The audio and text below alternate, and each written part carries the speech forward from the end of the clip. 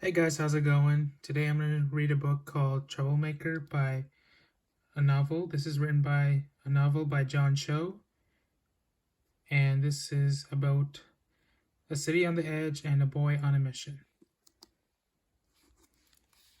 So this is a chapter book, everybody, so stay tuned for that.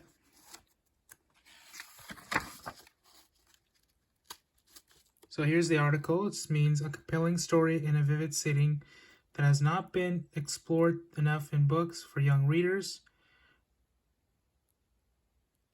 Jordan is a flawed character, so you can't help rooting for him. Deep appreciation for authors John Cho and Sarah Suck for writing the much needed book. Linda Sue Park is a quote, so these are all the quotes you can. Quotes. I never knew a pair.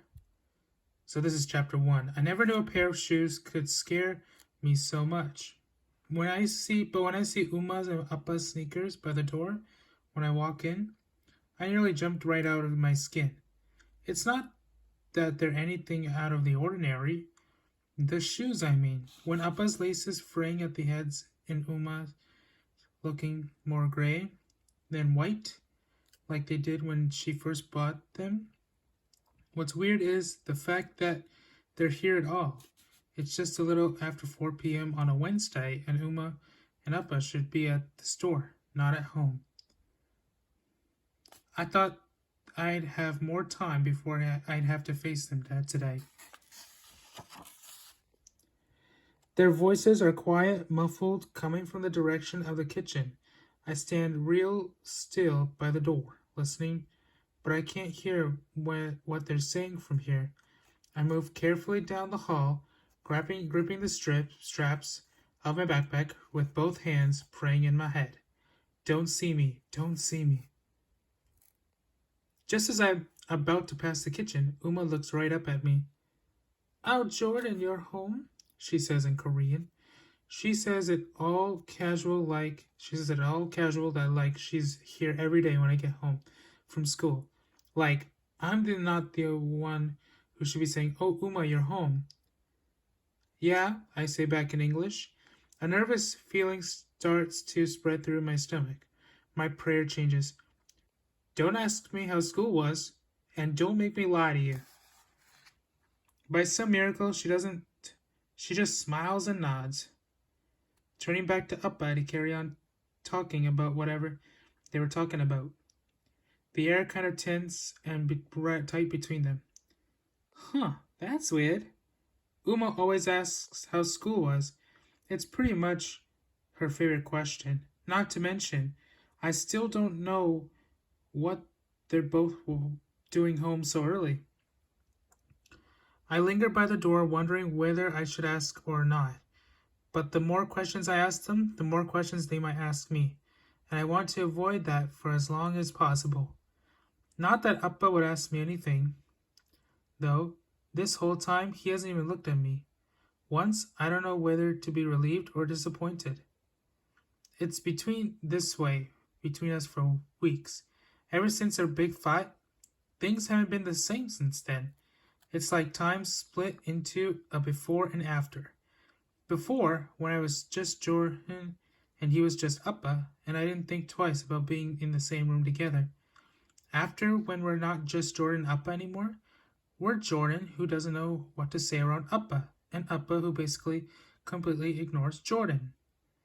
He's been so cold to me lately, ice cold. Maybe he's waiting for me to say sorry first, but there's no way I'm going to do that. Maybe this means we'll never talk again until the end of time. Maybe not even then.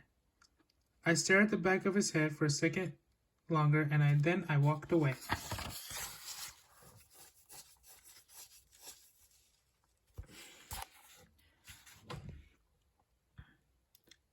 Hare Byoji's in the living room, watching TV and eating ojingyo off a plate. At least grandparents are dependable, always where you think they'll be, sitting on the couch, wearing a fish vest with 100 pockets. Even though you can't remember the last time you've ever actually seen them go fishing, a piece of dried squid between their teeth. At least that's my grandpa. I don't really know about anyone else's grandparents. Hi, Harabyoji, I'm home, I say, dropping my backpack on the floor and sitting down next to it. He grunts, not looking up from the TV. He's watching some sitcom I don't recognize. His favorites are usually Full House and Home Improvement. Wow, that's my favorite. The light reflecting off his huge rectangular glasses. Harabuyoji's not much of a talker except when it comes to yelling at fictional characters on the screen. I don't even know if he knows what's going on. It's been 9 years since we immigrated to Los Angeles from Korea altogether, and I'm still not sure how much English he understands. He didn't want to come with us at first to America. To America, that is. He wanted to stay in Korea in the same house where he and my grandma had lived together for years, saying he wanted to die in the same room she did. But Appa said it would be the best thing for all of us, and that he wasn't going to leave his own father behind. He eventually convinced Harabyoji to pack up his life and get on the plane with us. Though I remember Harabyoji being unhappy about it, at least he's found some joy in these American shows. I think he finds them funny. I glanced toward the kitchen and then back at Harabyoji, lowering my voice. Could I tell you something? He grunts again without turning down the volume. Here's the thing about my grandpa. We're not close exactly, but he's the one person in this family that I feel like I can really talk to.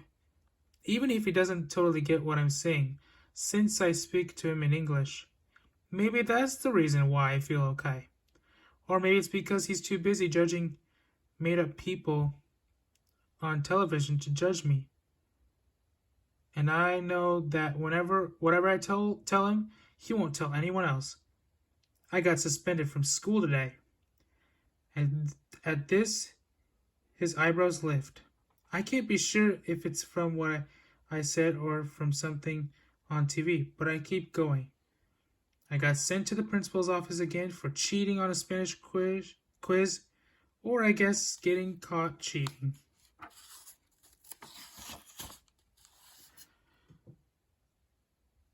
Again, Mr. Martins was so mad. I made a face hearing his voice in my head. He always talks real slow, like he's speaking through a mouth full of chewing gum. He kept saying how he's seen me in his office more than any other sixth grader in the school, and how he can't even count how many times I've been caught cheating now. And then, you know what he says? He says I should try to be more like Sarah says that when she was in middle school. She was a model student. How could the Park siblings be this different? She probably makes your parents so proud. And you? Well, they'll be so disappointed in you, won't they? I scoff, but I can feel my shoulders slumping. Mr. Martins doesn't need to tell me what a disappointment I am to my parents. I already know that. Appa told me so himself. Harabyoji turns off the TV, startling me. He leans forward in his seat, his left hand on his knee. He's only got 3 fingers on the hand. He lost a pinky and ring finger during the Korean War. Uma says it's rude to stare, but it's hard not to when I'm sitting on the floor and basically eye level with it. I looked at his face instead. He locks his eyes on mine, his mouth set in a grimlon. Uh-oh, did I overestimate how safe my secrets are with him? My face flushes. Is he going to rat me out to Uma and Appa after all? He holds out his empty plate with his right hand. Give me more ojingyo, he says in Korean. I ate it all. Oh, of course. Yes, Harabyoji. I take the empty plate and head for the kitchen. But as I get closer, I can hear Uma and Appa talking. Only it's not in those low voices I had heard earlier. They're louder now, almost yelling. Are they fighting? I stay in the hallway listening. My Korean's not so great anymore, but I can understand more than I can speak, and I pick up every word. I think you're worrying too much about nothing, Appa says. You can never be too careful, Uma says back. She sounds exasperated, angry. People are mad about what happened with Rodney King. Tell me you're not even a little bit worried that something bad might come out of that today. Of course they're mad. Why wouldn't be mad? Now Appa's the one who sounds annoyed. Doesn't mean that bad things are going to happen. There's no reason to think so. It will be fine. You heard what they said on Radio Korea? They said there may be protests, so we should pay attention. Stay alert. And we did, didn't we? We closed the shop early and came home. That's enough. You always thinking further ahead than you need to. How do you think I've carried us this far? I won't let this store fail like our last one. Someone has to think about this family. It's like she's sucker punched him with her words. There's this long silence, and I don't even realize it at first. But I'm holding his breath. Or I'm holding my breath, I'm sorry. But I'm holding my breath. I feel like if I let it out, the plate in my hands will crack. The air will explode, and Harabyoji will never get a squid because there's thunder and lightning standing between me and the kitchen. Uma is the thunder. Maybe she's the lightning too. Fine, she finally says.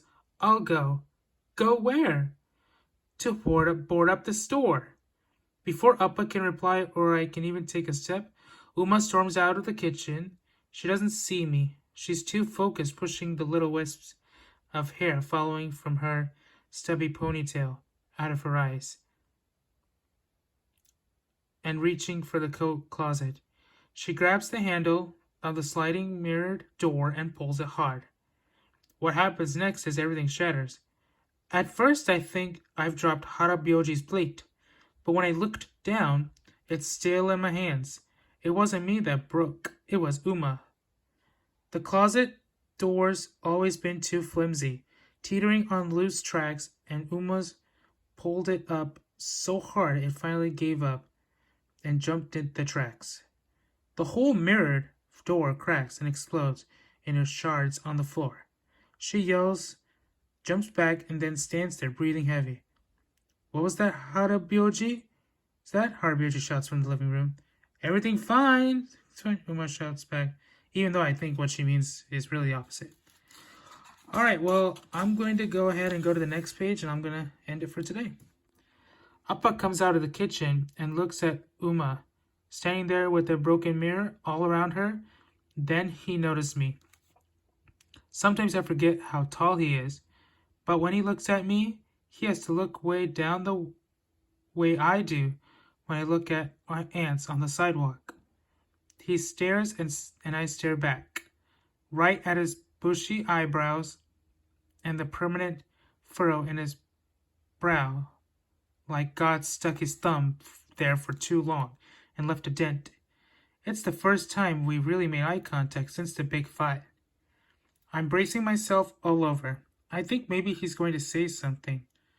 And he does, but not to me. He walks over to Uma and puts his hands on her shoulders. I'll go board up the store, he says. I'll call you when I'm there.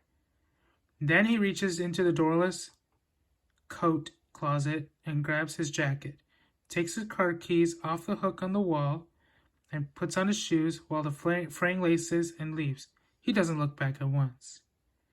Alright, well there you go, guys. I'm going to stay tuned for more chapter books. Please stay tuned for chapter 2 coming up real soon. So thank you for watching, guys, and I hope you guys have a great rest of your day.